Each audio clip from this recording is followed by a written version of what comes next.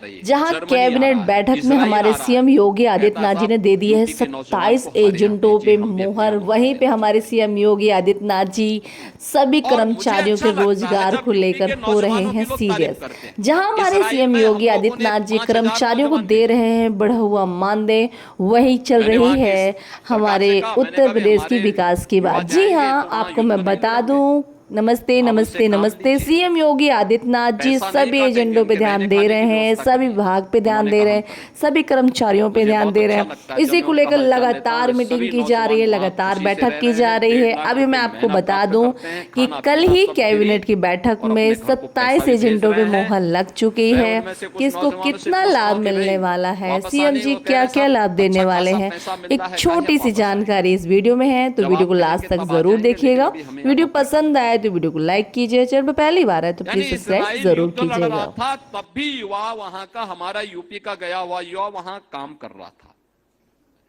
उसे कोई अपने कार्य में व्यस्त था। आज दुनिया मांग रही यूपी के नौजवानों को। 17 के पहले तो यह स्थिति नहीं थी। आज यूपी के अन्नदाता किसान के खेत से कोई मोटर चोरी करके नहीं लेके जाता है। उसको मालूम है कोई चोरी करेगा तो अगले दिन लंगड़ जरूर हो जाएगा।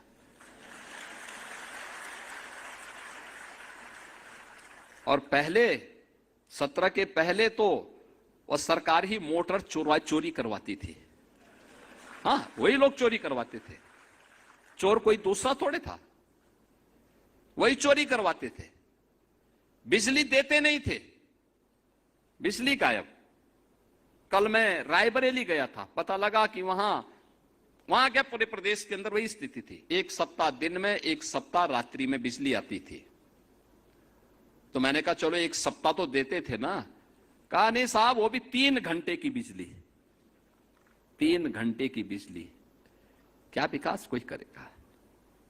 3 घंटे बिजली।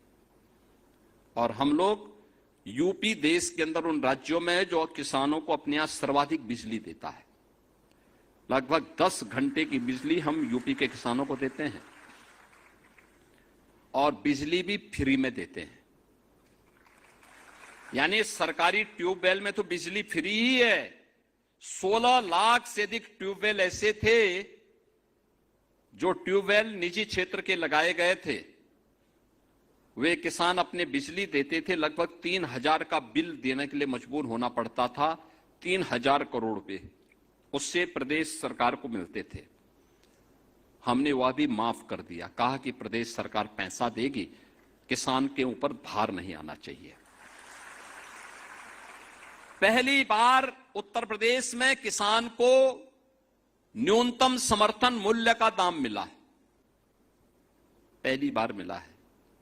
गन्ना किसान तबाह था 2017 के पहले। जब हम 17 में आए थे, प्रदेश के अंदर गन्ना किसान को 2009 से ही उसका गन्ना मूल्य बकाया था अलग अलग चीनी मिलों पर। 2007 से 17 के बीच में तत्कालीन समाजवादी पार्टी और बहुजन समाज पार्टी ने 29 चीनी मिलों को बंद किया था। 21 चीनी मिलों को औने पौने दाम में बेच दिया था। हमारे गोरखपुर मंडल की एक चीनी मिल, जिस चीनी मिल की केवल स्क्रैप ही स्क्रैप, उस समय हमारे कृषि मंत्री विधायक थे, और उन्हीं के जनपद की एक चीनी मिल मात्र 3 करोड़ रुपए में बेची गई थी। जबकि अगर उसके स्क्रैप ही स्क्रैप को बेचते तो भी उसका दाम 10 करोड़ मिलता उस समय। और जमीन के दाम आज के दिन पर अगर उस जमीन को देखेंगे, उस जमीन की कीमत आज के दिन पे 1,000 करोड़ रुपए की है। हमने उस माफिया को उठाने नहीं दिया था उस समय पे, सांसद था मैं, लेकिन आंदोलन हम लोगों ने किया था। इस सरकारी जमीन पर डकैती नहीं डालने देंगे। ये तत्कालीन सरकारें करती थी, चीनी मिलों को बंद करती थी। और आज 122 चीनी मिलें हम चला रहे हैं।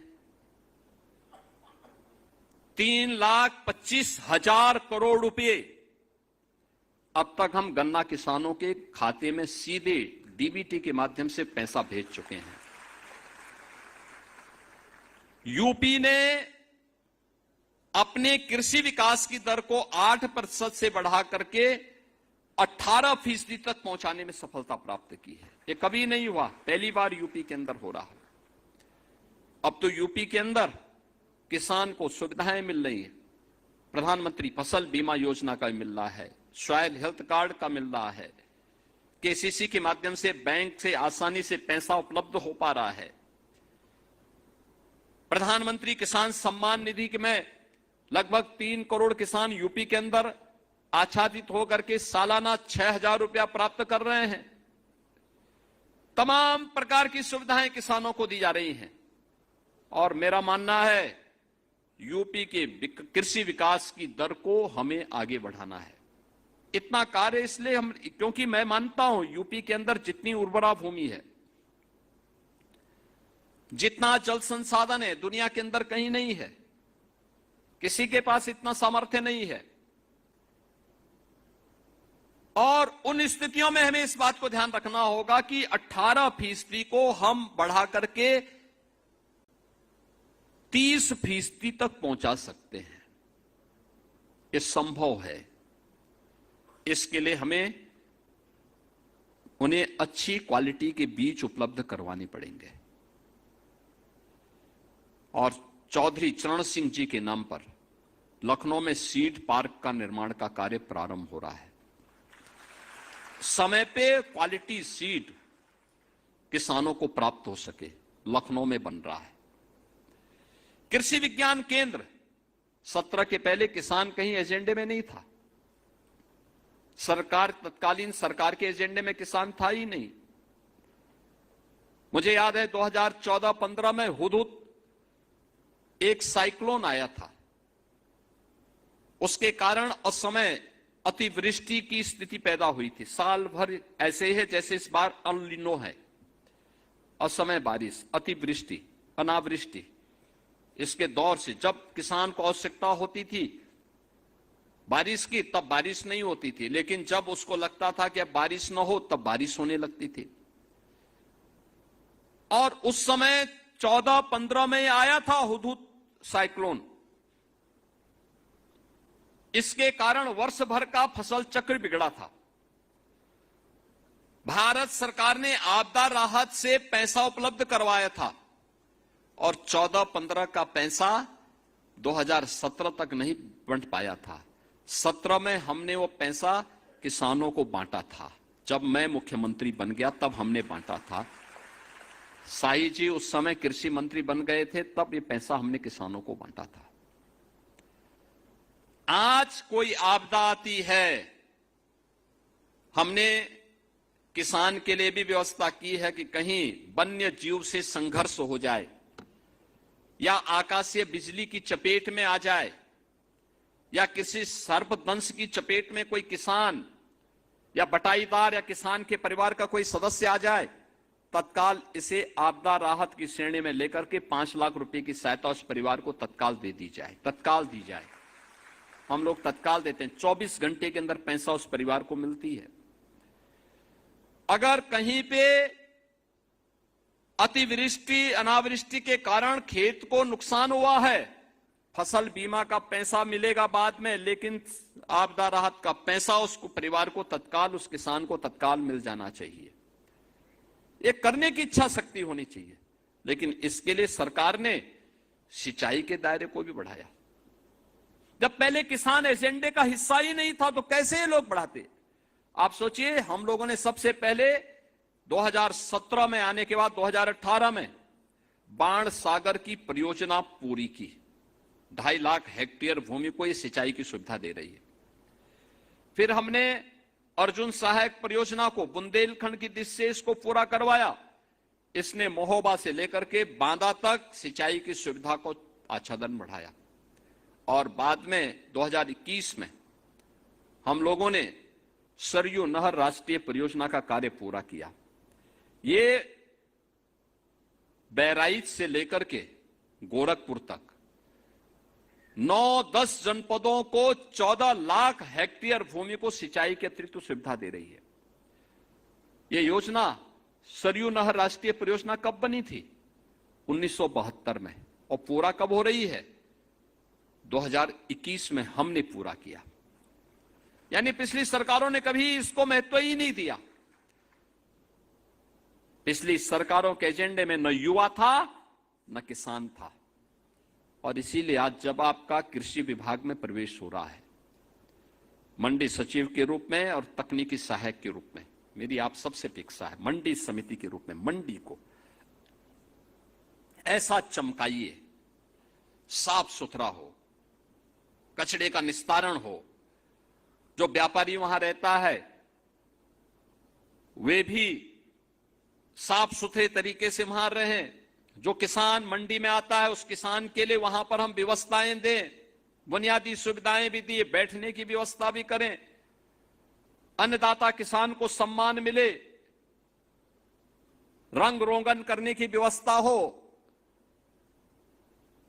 उन ग्रामीण सड़कों को जो मंडी समिति के अंतर्गत हैं उनका समय पे चयन और समय पे उनका निर्माण हो, मंडी समिति के सेट अच्छे हों और प्रभावी हों, और किसान की उपज को वहां पर प्रोक्यूर करने की व्यवस्था और एमएसपी देने का उचित प्लेटफॉर्म भी हो। मंडी को हमें ई नाम से जोड़ने की कार्रवाई को भी आगे बढ़ाना चाहिए। ये प्रक्रियाएं अगर हम समय पे करते हैं, योगदान देते हैं, तो यह देश के प्रति हमारा कर्तव्य होगा। यही हमारे लिए नेशन फर्स्ट है। नेशन फर्स्ट या भारत माता की जय करने से जय नहीं होता है, इसके लिए अपने कर्तव्यों का ईमानदारी पूर्वक निर्वहन करना है। तकनीकी सहायक के रूप में आपकी जिम्मेदारी होनी चाहिए किसान को तकनीक के साथ जोड़ना। इरिगेशन में कैसे हम खेत को पूरा पानी से लबालब करने की बजाय ड्रिप इरिगेशन को कैसे महत्व दे सकते हैं, स्प्रिंकलर प्रणाली को कैसे हम प्रभावी आगे बढ़ाने में योगदान दे सकते हैं, कैसे हम आधुनिक तकनीक का उपयोग करवा सकते हैं, इससे आमदनी कई ज्यादा बढ़ेगी किसान की, कैसे हम 100 फसली ले सकते हैं, कैसे किसान की आमदनी को बढ़ाने के लिए उसको वैल्यू एडिशन के साथ जोड़ा जा सकता है। ये सभी कार्य अगर आप समयबद्ध तरीके से बढ़ाएंगे, इसका लाभ होगा। आपके प्रति अन्नदाता किसान के मन में एक श्रद्धा और सम्मान का भाव पैदा होगा। आप में से ज्यादातर लोग किसान परिवार से जुड़े हुए हैं।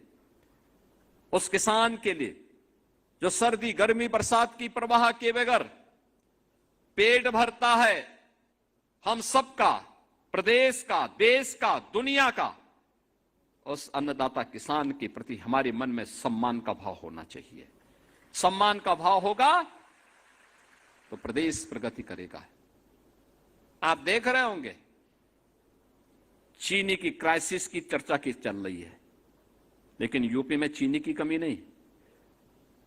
यूपी की एक महीने की कुल खपत है 4 लाख टन चीनी, कुल 4 लाख टन एक महीने की खपत है।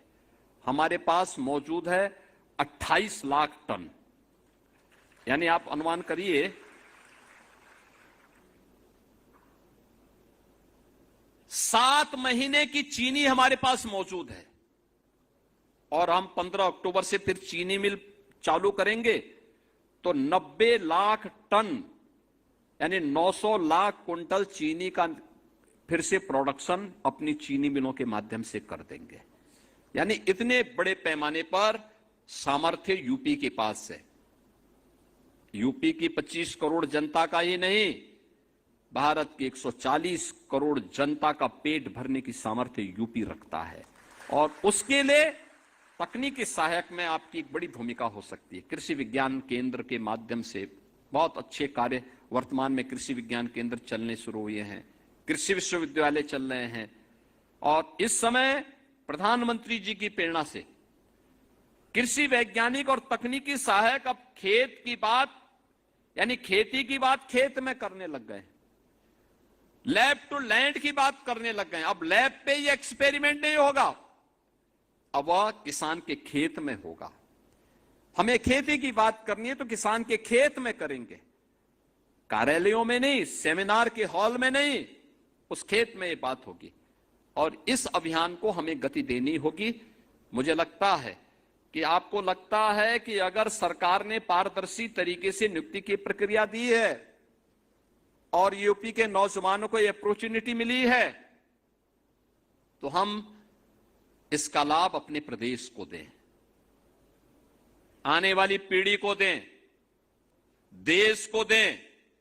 और यही हमारे लिए नेशन फर्स्ट की थ्योरी है, यही हमारे लिए भारत माता की जय है। जब हम अपने कर्तव्य का अपने क्षेत्र में ईमानदारी पूर्वक निर्वहन करते हैं तो, और उस निर्वहन के लिए मैं आप सबका आह्वान करूंगा। आपको रक्षाबंधन के ठीक पहले आपको यह नियुक्ति पत्र प्राप्त हो रहा है, तो स्वाभाविक रूप से जिन बेटियों को यह नियुक्ति पत्र प्राप्त हो रहा है उनके परिवार के सदस्यों को तो खुशी होगी ही, लेकिन जिन नौजवानों को भी प्राप्त हो रहा है उनकी बहनों को और उनकी माताओं को और भी प्रसन्नता होगी। मैं इस अवसर पर उनके अभिभावकों को हृदय से उनका अभिनंदन करता हूं, आपको बधाई देता हूं और विश्वास करता हूं कि उत्तर प्रदेश को एक आत्मनिर्भर और उत्तर प्रदेश, विकसित उत्तर प्रदेश बनाने के लिए आप सब अपने अपने क्षेत्र में अपना योगदान देंगे। इस विश्वास के साथ आप सबके प्रति मेरी मंगलमय शुभकामनाएं हैं। धन्यवाद। जय हिंद।